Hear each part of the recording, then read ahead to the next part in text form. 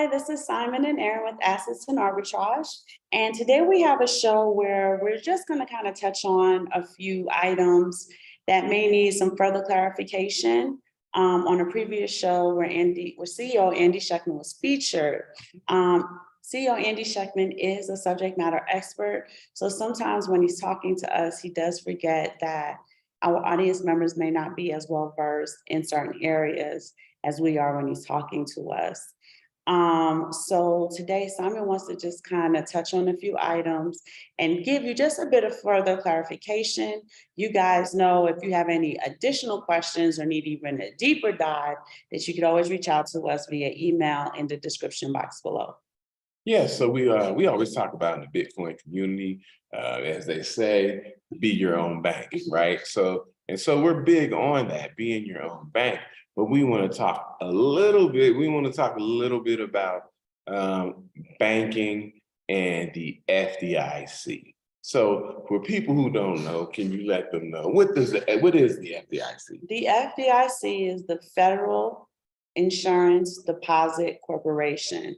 So what they do is they typically insure a certain amount. At this time, it's 150,000 US dollars in banking deposits. Mm-hmm.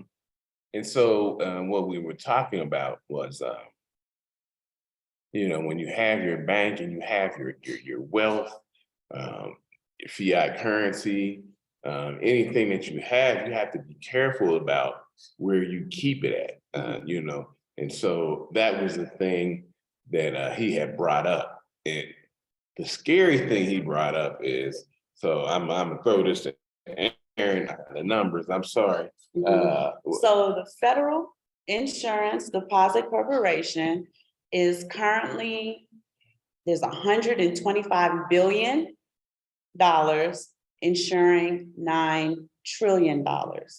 And while those numbers sound big to you guys, that's scary as hell, because it's just not enough money securing the 9 trillion.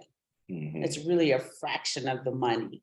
Yeah, it definitely is. And so, we did a show previously on scientific notation, because people throw these numbers around out here and, other people is like, oh, okay, I don't really understand what that is. But, like I said, that is scary, because there's orders of magnitude of money that is not being protected. And people, one of the big things he was talking about, he kept mentioning, it's a term they use in economics and in the community called a run on the banks. If you have a run on the banks, then everybody can't get their money. That happened early, like early in the pandemic. There was a situation in the Hamptons. People wanted their cash, and they're like, no, you don't have it, because it's fractional reserve lending. They don't have the money there to give it to you. And and the way that he was speaking on it is, he was speaking at a very high level, high level as far as, hey, these people who have a lot of money in the bank, if they come to get their cash, and then this other person comes to get their cash, and this person comes to get their cash, they can't give everybody money. They can't give everybody cash. And and they'll typically take care of the, what do you want to call them, private bankers first, right? So if you're a private banker and you have a significant amount of capital in the bank, they're going to go out of their way to help you versus, Joe Bag of Donuts who needs his $1,100 to pay his rent. So these are some of the signs that we need to kind of be looking at. I'm not sure if you guys heard about the situation with Bank of America in mid-January, where there was a long line of people asking the tellers where their money was. They were, any Zelle transaction from January 17th, I want to say on or about the 20th, disappeared, never made it to the end receiver. And people were missing huge deposits out of their checking account. So if you got paid, the money's showing in there, but it's not showing as your balance. And when they're going and asking the tellers had absolutely no explanation of what was going on. they never really resolved it or explained what happened. I've been kind of keeping up with it. It was resolved without explanation. Right? I don't know if they want to blame it on a glitch but something funky was going on with that. So this is why we also talk about diversifying your portfolio. That doesn't only mean in your investments, but how you have access to your assets. Right? So if there was an emergency and you went to the bank and there were a whole bunch of people in front of you who were also trying to get money out the bank, what other ways are you able to access money? So Andy and that show did kind of mention it's very important for people to have cash on hand, meaning you're going to take some money out maybe every time you get paid, but you're literally putting it under your mattress, to the side, in your piggy bank, wherever it is safe in your home, just in case something like that does happen and you cannot access money from the bank. Some banks are legally, they're not required to have any money on hand. Yeah, that fractional reserve lending, which, boy, that could be a whole long show. Let me know if we need to go into that. But yeah, you used to have certain requirements for your reserve lending, but like, yeah, now I think it might be down to 0. It was 10%, but it could be down to 0. But yeah, she's right. You got to have cash on hand, in your house just in case. Another thing about having the cash on hand that he mentioned was having small bills.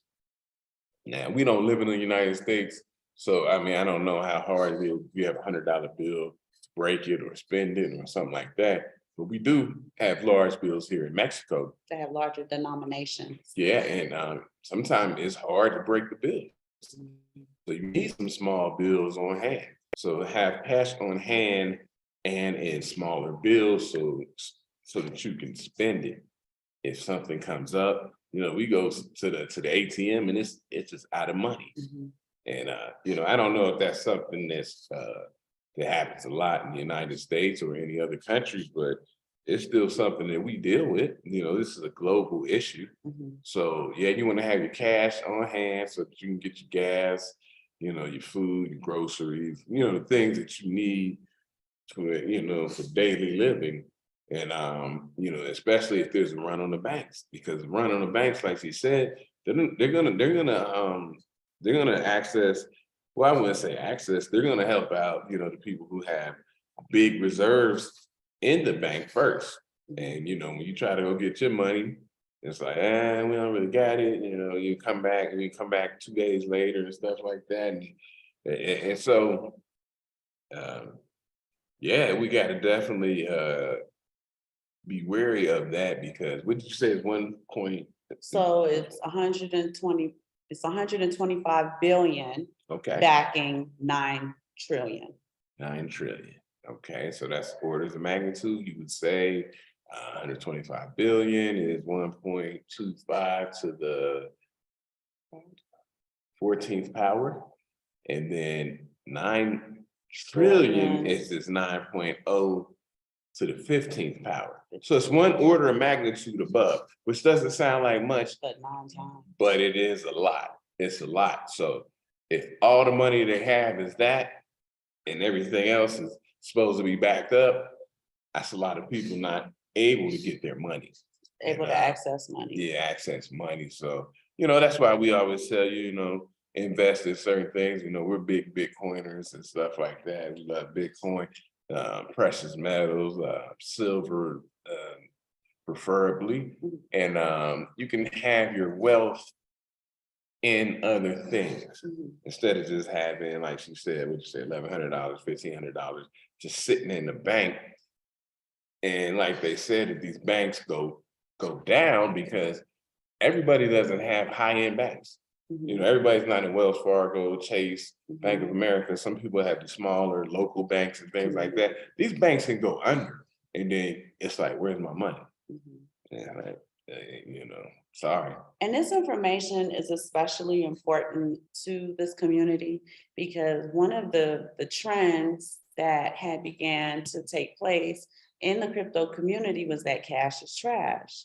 And I've been saying for multiple shows, stop saying that, right? You need cash for your every single day life. We are not at a place yet in any country that Bitcoin transactions are everyday miscellaneous transactions, okay? So cash is not trash, cash has a utility, and you would understand that the minute that there is a run on the bank and there isn't any money to go around. Mhm. Or if there's some weird glitch and all of a sudden the merchants weren't working, so you can't use your card or something like that. So cash absolutely has a utility, just like everything else. And we want to just kind of be cautious about following the bandwagon on things that we don't necessarily understand, Mhm. right? I remember when that came out, I understood the context in which they were utilizing the cash is trash slogan, but you have your everyday people who don't understand the context behind it, and they do think that cash is trash. So we try to spend a lot of time explaining that cash absolutely has a utility. It's important that, if you guys are into crypto, or if you're Yep. just trying to invest and have some type of generational wealth, that you run your situation like a business. Businesses have to have cash reserves on the Mhm. sidelines. So you want to do the same thing as well. You want to make sure that you have some cash, some physical cash in your home, somewhere safe, that if you did need to touch something right now, you absolutely could. And there's just not enough people who even have $200 they can put their hands on. And you know that cash is trash came out because people were leaving large amounts of cash in the bank, right? And you're getting no interest. You're getting 25 basis points if you're lucky. And so, what she's saying is if you have some physical cash at home, that's necessary. But if you have some cash that you don't necessarily need, then that's when you look to start putting it in different places, Mhm. whether it's Bitcoin, precious metals, stocks, bonds, however you want to get down with it. And so, yeah, the cash is trash was just, it started with just people just having too much cash in the bank account where it's getting no interest. Right. So, but yeah, what she's saying It is, got taken out of context yep, and people were, adding different meanings to it. yeah, Cash absolutely has a utility. It is something we need for our activities of daily living. mhm, So it's very important that we understand some of these things. We have done a show recently that banks are weaker than you think. I'm gonna make sure that that link is available to you in the description box, because we're talking about the destruction of traditional banking yeah, and the weaknesses or the kinks within the armor. We also did a masterclass on how currency is created in the US economy. So it was very important. I'm going to add that there so you guys understand. For those of you who don't know, yeah, currency is created through debt in the US economy. So once you start understanding how the infrastructure is built and how it runs, you can start to see all of the red flags that we are noticing every single day as we get further and further along this economic crisis. yeah. So basically, like we say, build up your wealth. Whatever you can. Whatever amount that you can do. And we say I like to say weekly, but maybe bi-weekly when people get paid, stuff like that.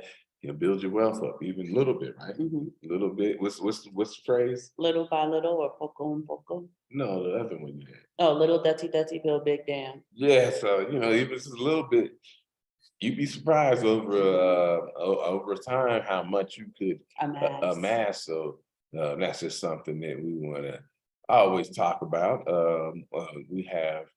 I didn't have too much more. It was a short show. I didn't have too much.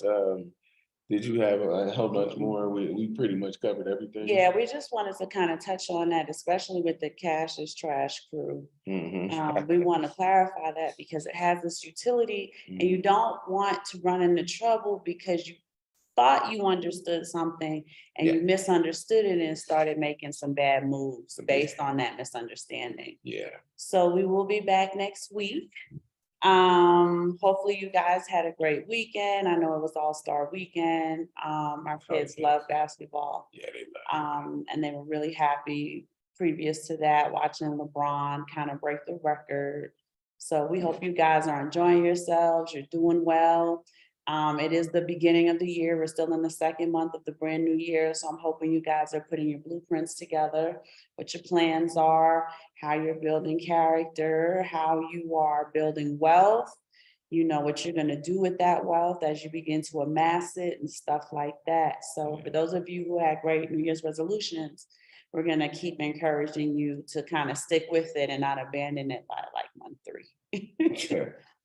Yeah, that's it, you know, and like you said, build the wealth. And you know, like I always say, you gotta protect the wealth. So you know, you gotta work both sides of it. So yeah, you build it, make sure you protect it. You have that plan in Yeah, place. you had that plan in place. And other than that, I didn't have nothing for you. It's a short Monday. We're gonna let you guys get back to your days and we'll see you next week. Bye.